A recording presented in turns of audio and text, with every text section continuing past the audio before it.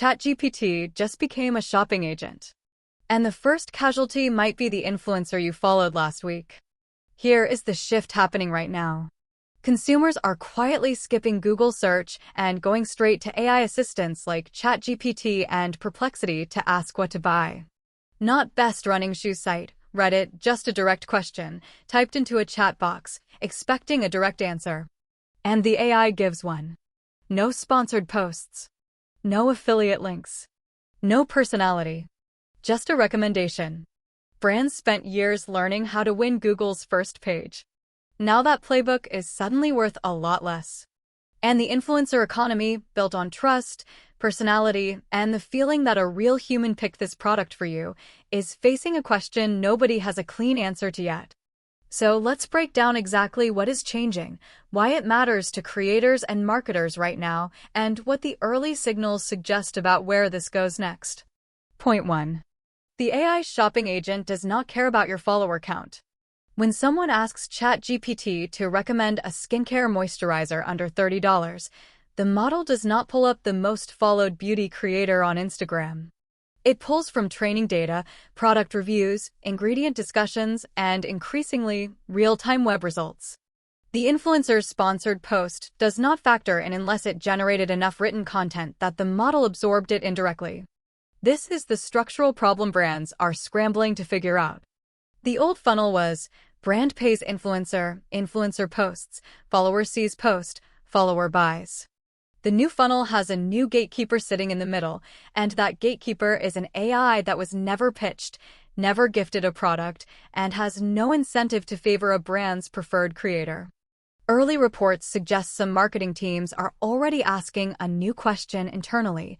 How do we get our product recommended by an AI, not just an influencer? Point 2. Influencers noticed the traffic drop before the brands admitted it.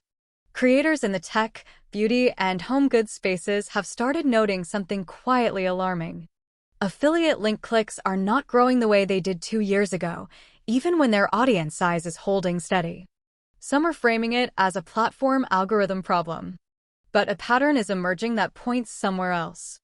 When a viewer watches a product review and then goes to verify the recommendation, they're increasingly going to an AI assistant first, not to the brand's website, not to Amazon, and not back to the creator's link. The AI becomes the final filter. If the AI confirms the recommendation, the purchase happens. If the AI suggests something different, the creator's pick loses. This is not hypothetical. It is a behavioral shift that is already visible in how people describe their shopping process in comment sections and online forums. The influencer is becoming the starting point of a journey that now ends somewhere the influencer cannot follow. Point 3.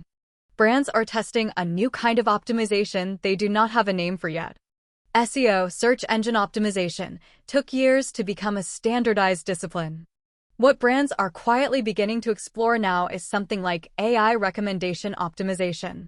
The goal is the same: appear at the top of the answer. The method is completely different. Instead of building backlinks and keyword density, some brand teams appear to be focusing on generating high-quality, factual written content about their products. The kind of content that gets absorbed into AI training data or retrieved by AI agents doing live web searches. Product specification pages. Detailed ingredient breakdowns. Third-party review coverage. Anything that makes the product legible to a model that is reading, not scrolling. The influencer's video, ironically, is harder for an AI to parse than a well-written product page. A 60-second reel does not feed a language model the way a structured text review does. Point 4. The creators who are adapting are doing something specific. Not every influencer is watching this passively. Some creators are quietly shifting their output toward formats that survive the AI filter. Long written reviews. Detailed comparison posts. Structured breakdowns with clear headers and specific claims.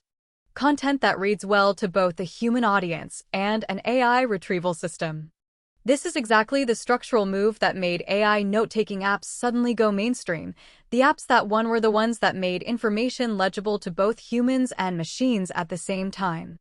The creators who figure out that same dual legibility principle early are the ones most likely to stay relevant as AI agents become a standard part of how people decide what to buy. The brands that are scrambling right now are the ones that bet everything on personality-driven reach and did not build the underlying content infrastructure that an AI can actually use. Here is where this leaves us. The influencer is not dead. But the influencer is no longer the last word. An AI agent is now sitting between the recommendation and the purchase, and it has its own opinion. Whether that opinion can be shaped, and by whom, is the question the entire marketing industry is quietly racing to answer. If you want to understand which type of creator actually survives this shift, that is exactly what we are breaking down next. Subscribe so you do not miss it when it drops.